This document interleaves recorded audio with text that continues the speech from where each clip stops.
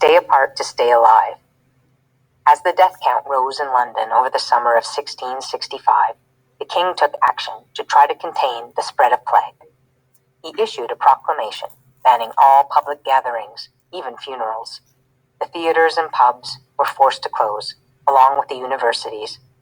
Parliament was cancelled. All trade was stopped. Scotland closed the border with England to try to keep the plague out. As a result of the government's actions, many people lost their jobs, but many more likely owed their lives to this early example of social distancing, a measure to prevent infection that would be used again and again in epidemics right up to the present day. The streets are empty.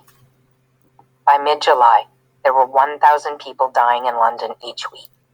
By September, it was up to 1,000 a day.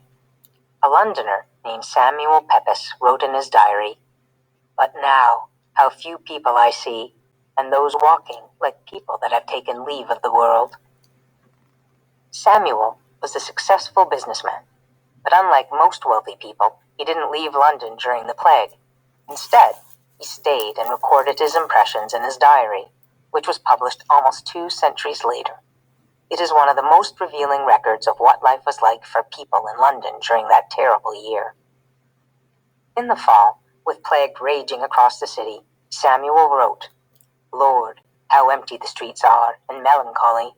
So many poor, sick people in the streets, full of sores, and so many sad stories overheard as I walk.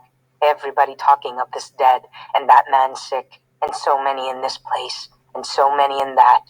And they tell me that in Westminster there is never a physician, and but one apothecary left, all being dead. But that there are great hopes of a great decrease this week. God send it." Sure enough, as fall turned to winter and the weather became colder, the plague deaths began to subside. At the end of the year, as people began cautiously returning to the city, John Grant published his analysis of the epidemic, called London's Dreadful Visitation, or a collection of all the bills of mortality for this present year. It estimated that 68,000 people out of a population of 450,000 had died of plague.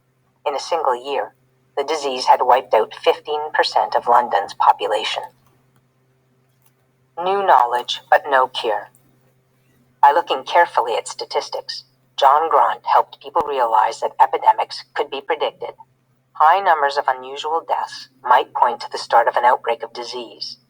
People no longer had to look to the stars for signs of a coming epidemic. They just had to pay attention to what was happening around them. It was the beginning of a more scientific approach to disease control and prevention. Still, much about plague remained a puzzle in 1665. How did the disease start? How did it spread? Did you catch it from breathing infected air? From contact with a victim? Could you get it from something you ate or drank? There were no answers to these questions, which made preventing and treating plague a risky guessing game. Grant's legacy. John Grant's discovery that plague years were preceded by sickly years was a huge step forward in tracking diseases. His recommendation that doctors and health officials pay close attention to all unexplained increases in death rates is still helping epidemiologists pinpoint and stop disease outbreaks today. It was only after the Spanish influenza pandemic in the early 20th century that investigator Wade Hampton Frost realized the rates of pneumonia had been unusually high in the months leading up to the massive outbreak of the flu in U.S. Army camps. Looking back, Wade suspected that what doctors had been calling pneumonia had really been early cases of Spanish influenza.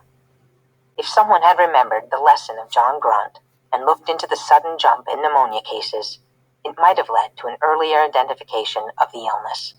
The Spanish flu swept through the United States before going global and killing millions worldwide in the winter of 1918. In 2019, when doctors in Wuhan, China, noticed more pneumonia cases than usual, they were quick to let the authorities know, hoping to avert another pandemic. But the virus had a head start.